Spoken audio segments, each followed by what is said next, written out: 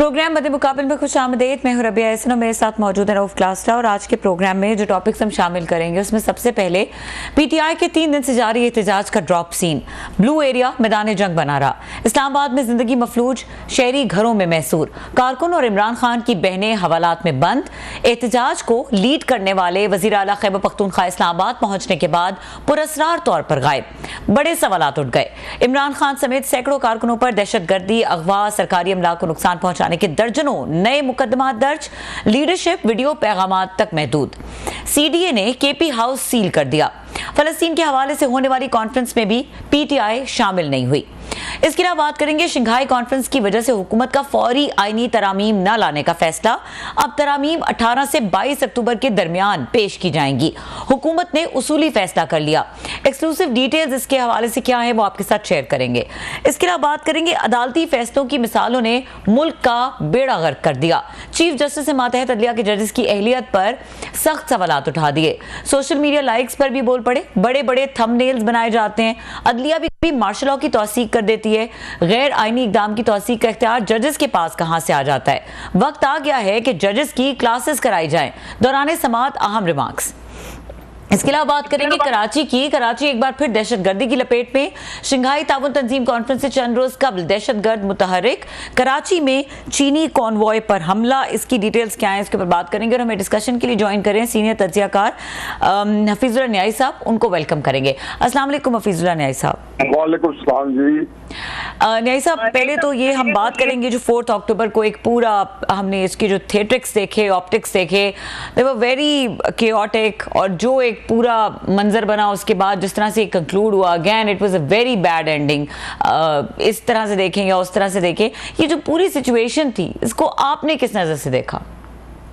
मेरा ख्याल है कोई ऐसी अडोनी तो हुई नहीं है। मुझे तो हमेशा से ही सेटअप लगता था, मैंने आपके प्रोग्राम में भी कहा था, अपने कॉलेज में भी लिखा था कि ये ज्यादातर, मुझे तो यही हमेशा लगा कि स्क्रिप्टेड होगा। वो इसमें से कुछ स्टीम निकालना चाहते होंगे शंघाई को कॉर्पोरेशन जो ऑर्गेनाइजेशन है, तो उसके अंदर से उसकी इतनी बड़ा समिट हो रहा है पाकिस्तान में बड़े अरसे बाद। मेरा ख्याल में 1973 में OIC का जो समिट हुआ है मुसलमान मुल्कों का भुट्टो साहब के जमाने में, उसके बाद शायद उससे बड़ा समिट जो है ना 74 में सर, लाहौर में 74 सॉरी, तो उसके बाद मेरे ख्याल में ये जो समिट है, ये इतना बड़ा समिट अब यहाँ हो रहा है। अब सूरत हाल ये जी कि इसमें उनको हुकूमत ने यही सोचा कि जी तहरीक इंसाफ की जो कुछ है हवा निकाल दी है गुब्बारे से। एक हुआ मगना, ऐसे तो नहीं होता ना, चलो सारी चीजें भी मान ली जाए, मीन गंडापुर का भी मान लिया जाए कि जी एक जो है जिसको कहना चाहिए कि बड़े कॉम्प्रोमाइज थे या सारा कुछ कर सकते थे, लेकिन उसी दिन सारे बंदों का बाजमात वापस चले जाना कि जी आंधी आ गई, तूफान आ गई है, और अगले दिन रावीज ने चैन लिखना, सारे रास्तों को खुल जाना, मोटरवे को खुल जाना, हर चीज जो है ऑर्डर पे आ जाना। लाहौर के अंदर जो है जो 5 नवंबर का जो एहतजाज था वो सिरे से मेरा ख्याल है कि हुआ ही नहीं है। ऐसी है कि जैसे 1-2 दर्जन बंदे जो है वो भी बड़े बड़े जो नामी ग्रामी जो लीडर हैं वो कारकुन ने अपनी तस्वीरें छुपाने के लिए, क्योंकि इन्हें नहरवाद के तरीके साहब में मैंने देखा कि जन्म ले चुका है कि ये बड़े लीडर जाते हैं और वो अलहदा वो जाके वहां से सेल्फी बनाते हैं। मैंने जो 4 नवंबर की भी, अक्टूबर की भी सेल्फियां देखी हैं इनकी कि जी हम डी चौक खड़े हैं, फजल हक रोड पे खड़े हैं, हम यहाँ पे खड़े हैं, करीब खड़े हैं, और वो उसको अपने जो तहरीक इंसाफ के जो एक दूसरे के लिए जो ट्रस्ट डेफिसिट है, जो इत्मीनान का फुकदान है तहरीक इंसाफ के लोगों के अंदर बाहमी, उसमें मेरा ख्याल है कि वो हर कोई बंदा जो है पॉइंट्स खोने कर रहा है कि मैं ये कर रहा हूँ। But end of the day it was a sad story for Tehreek Insaf और specially sad story for Imran Khan, क्योंकि उनकी कुछ बेबसी भी है, कुछ उनके पास सियासी हिकमत अमली का फुकदान भी है कि वो इन लोगों के हाथों में खेल जाते हैं, अलीमी गंडापुर वगैरह के। अब मुझे देख लें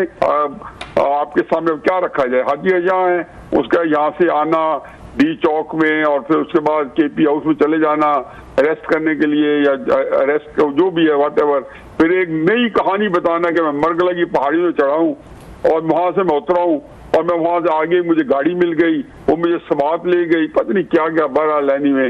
ये तो मेरा ख्याल है अनहोनिस्तान के अंदर हम फिर रहे हैं, अनहोनियां हो रही हैं, कुछ समझ नहीं आती कि ये एक मिजाहिया प्रोग्राम है सियासत का। तो अनफॉर्चुनेटली वेरी हफीजुर नईम साहब, जो एक बहुत बड़ा सवाल इस पूरे, वैसे तो बहुत बेशुमार सवाल आते हैं, लेकिन एक बहुत बड़ा सवाल अली अमीन गंडापुर साहब की जो पूरे एपिसोड से हुआ कि वो गायब हो जाते हैं, फिर वो सरफेस हो जाते हैं और फिर एक ड्रामेटिक एंट्री करते हैं और फिर अजीबोगरीब किस्म की जो मिसालें उन्होंने दी वो भी सबने सुनी। अब ये स्टोरी कन्विंसिंग है कि नहीं है ये एक और बात है, लेकिन जिस तरह आपने खुद रेफरेंस दिया कि आप थ्रू आउट द टाइम ये कहते रहे कि कॉम्प्रोमाइज्ड हैं, पीटीआई सारी की सारी किसी किसी तरह से कांटेक्ट में है। सो अभी अली अमीन गंडापुर की एग्जैक्ट स्टेट क्या है? वो इस तरफ है, उस तरफ है, या दोनों तरफ है? मेरा ख्याल है कि अली अमीन गंडापुर जो है ना, देखिए पहले 2-3 बातें समझ लें। मैं नहीं समझता हूँ कि कोई इमरान खान मुगालते में उन्होंने अली अमीन गंडापुर को चीफ मिनिस्टर बनाया या अली गौर को सदर बनाया या उमर अयूब को लीडर ऑफ अपोजिशन बनाया। इमरान खान के ज़हन में 2 चीजें होंगी। पहली बात तो ये, इन लीडर के बारे में उनको पता है कि एक लम्हा लगेगा इनको जीरो कर देंगे, बिल्कुल सही है। और पब्लिक सपोर्ट जो है वो उनको पता है, जिस दिन मैंने उनको कहा ना कि इन सारे लोगों से आगे फेर लो, तो आगे फेर लेंगे।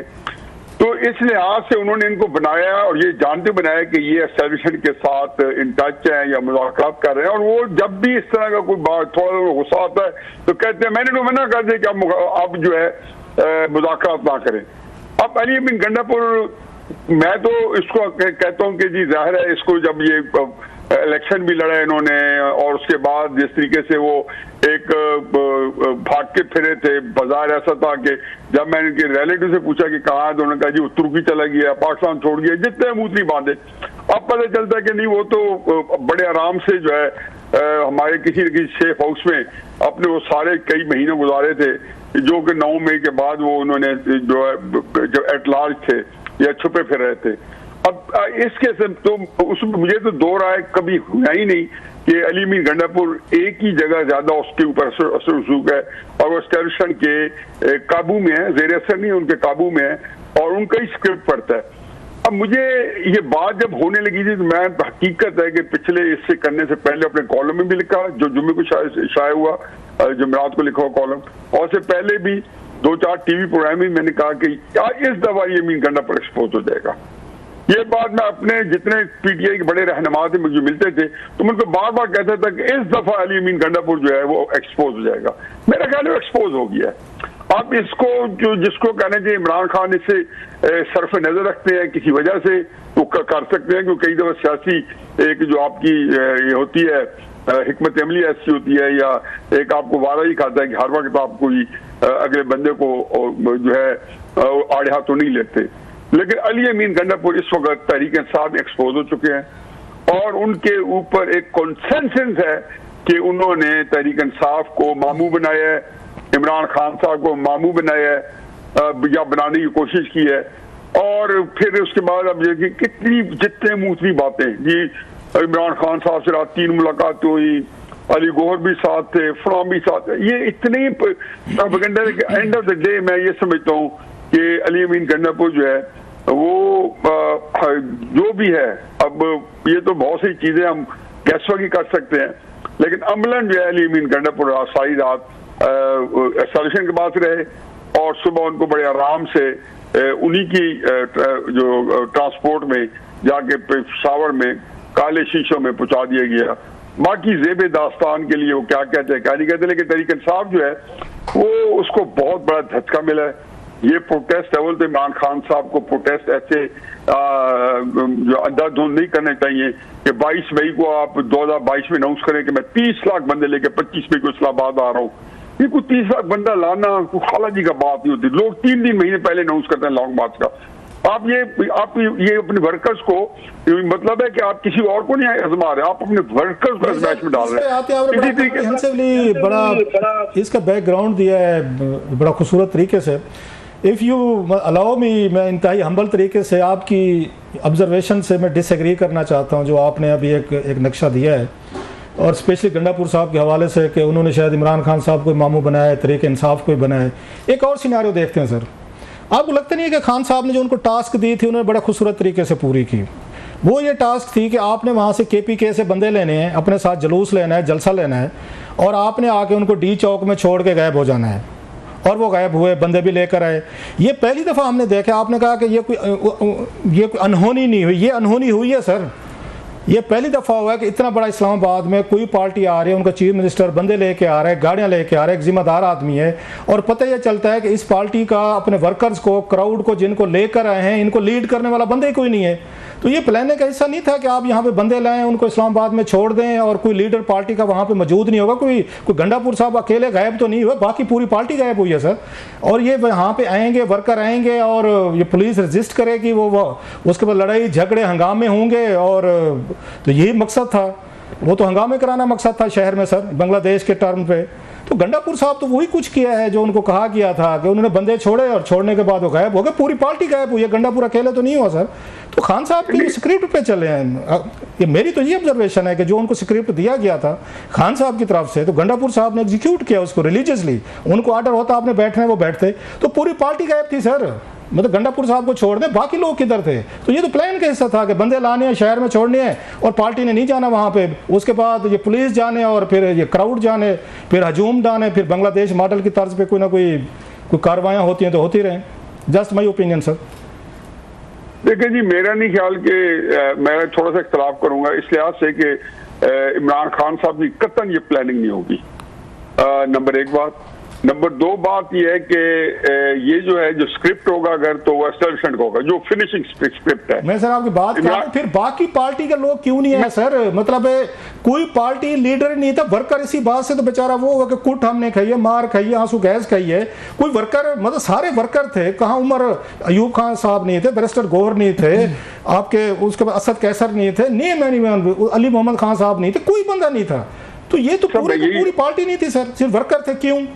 ये क्या इसमें मतलब हिकमत नजर आती है आपको? सिर्फ वर्कर आएंगे, पार्टी लीडर नहीं आएंगे सर? आपके मैं यही अर्ज करने लगा, ये अगला फिक्र यही था सर। पहली बात यह है कि पार्टी इस वक्त जो है पॉलिटिकली एक्टिव जो है, या एक वाइब्रेंट जो है, वो KP की है। पंजाब के अंदर तो कोई है ही नहीं ना तहरीक इंसाफ की जो एक्टिविटी है लीडर्स की हद तक। वो वर्कर कोई कदों का निकले, कौन लीडर पंजाब को मुझे गिनती में सुना दे। KP के लीडर्स के आपने नाम लिया, अली गौहर के, या उसके बेसिकली वो KP के लीडर भी हैं, अमेरिकन लीडर भी हैं, लेकिन प्रैक्टिकली से KP की पार्टी का डिफेक्टो डिजोरो सारा हेड जो है, और चीफ मिनिस्टर जो है, पॉलिटिकली भी और हुकूमती लिहाज से भी सबसे बड़ी पार्टी जो है, वो जो सबसे बड़ा लीडर जो है अली अमीन गंडापुर है। और ये अली अमीन गंडापुर ने इसका चार्ज अपने हाथ में लिया था।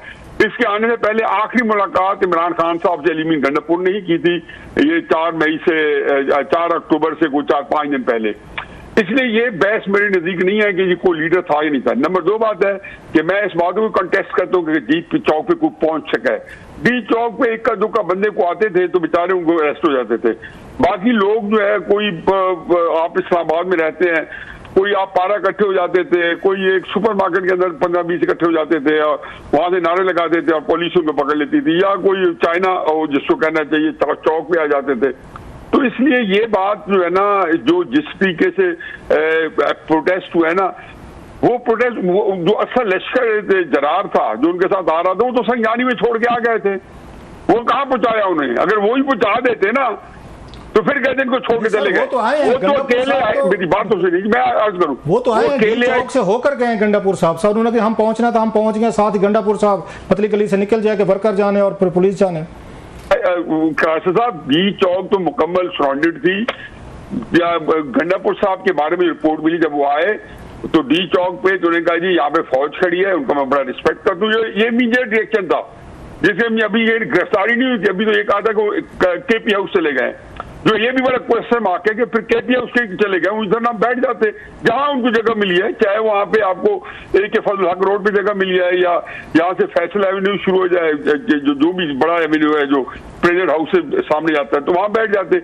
अब क्राइसिस ये इशू नहीं है। इशू ये है जी कि जो असल एंड ऑफ द डे है, वो सारा जो था ना, वो मेंबर जो थे ना एक्टिविटी के, वो गंडापुर साहब थे।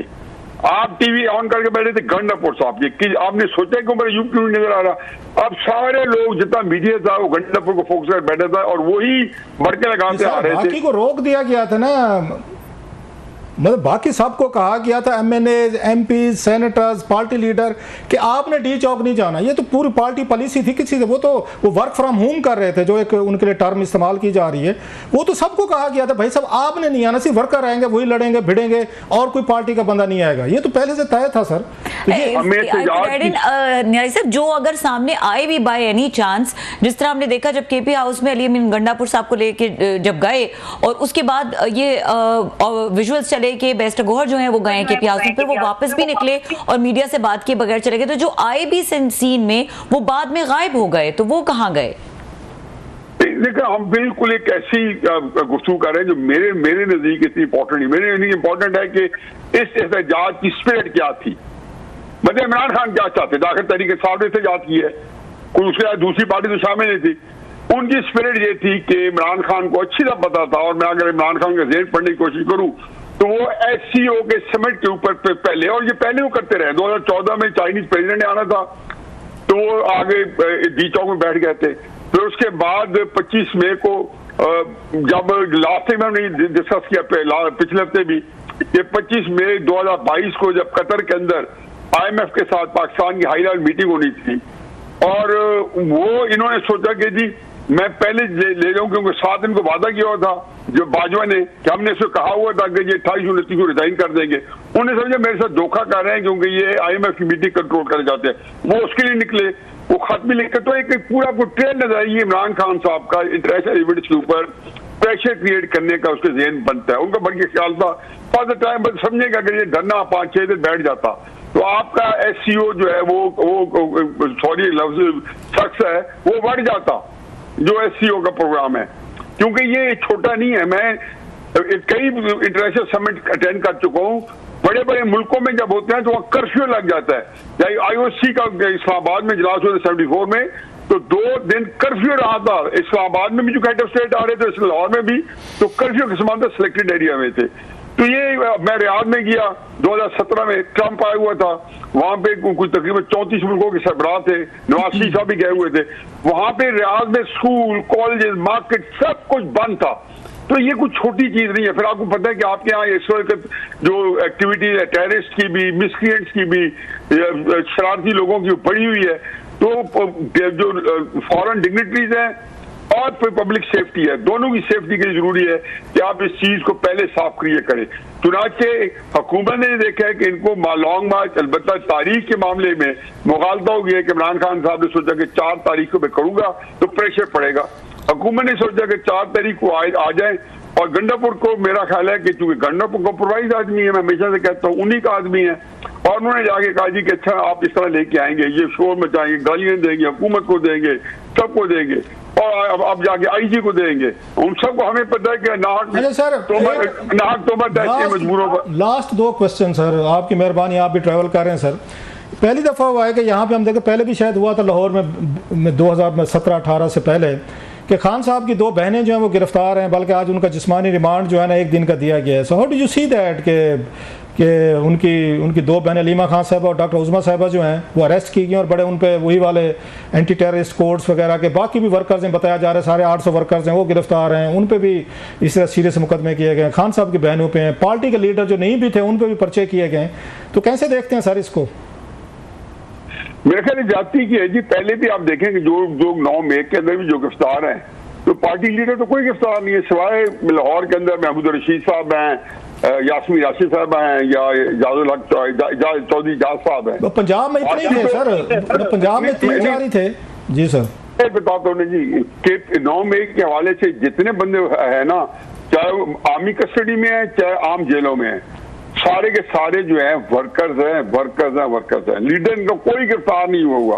अब नाम बता दें, सिवाय मैंने 3 लीडर के नाम दिए जो गिरफ्तार हुए हैं। तो पहली बात। दूसरी बात यह है कि देखो एक आम प्रोटेस्ट है, आप चले गए हैं, आप उनको पकड़ लें, और मैं पूरा था कि जी चलो शाम तक छोड़ देंगे। अब उनके जिस्मानी रिमांड लेना और उसके बाद उनको फिर उसके बाद डिटेन करना 5-7 दिन या लंबा करना, तो ज्यादा उससे कोई फर्क नहीं पड़ता।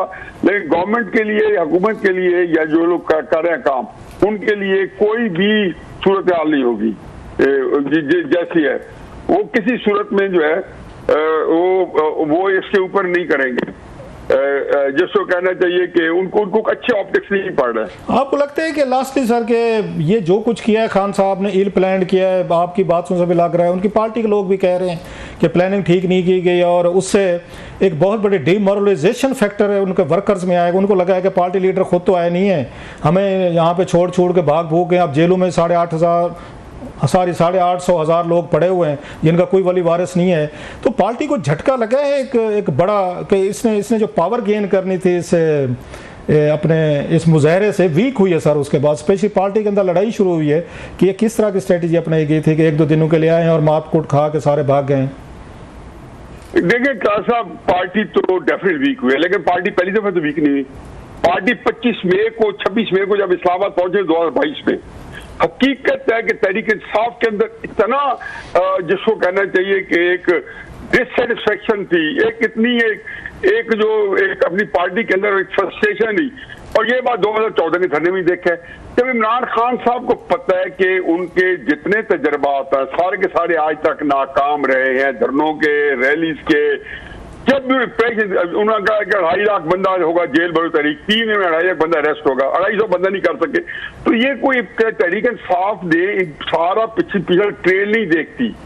ये मेरा नहीं ख्याल कि पाकिस्तान में मजहबी तंजीमों से के अलावा अब कोई बंदा को धरना दे सकता है या कोई लॉन्ग मार्चेस कर सकता है।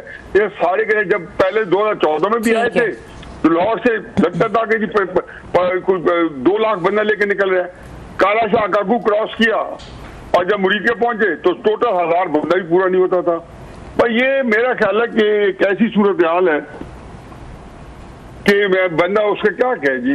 बहुत शुक्रिया सर जी, ठीक है, बहुत शुक्रिया फीजुल्लाह नाई साहब, आपने अपना एक्सक्लूसिव एनालिसिस इतनी अहम इंपॉर्टेंट डेवलपमेंट्स थी ये इसके ऊपर शेयर किया। और यहाँ पे वक्त हुआ ब्रेक का, ब्रेक के बाद बात करेंगे इन्हीं मामलात को क्लास साहब किस नज़र से देख रहे हैं और उनके पास हवाले से क्या खबरें हैं। इस ब्रेक के बाद हमारे साथ रहिए।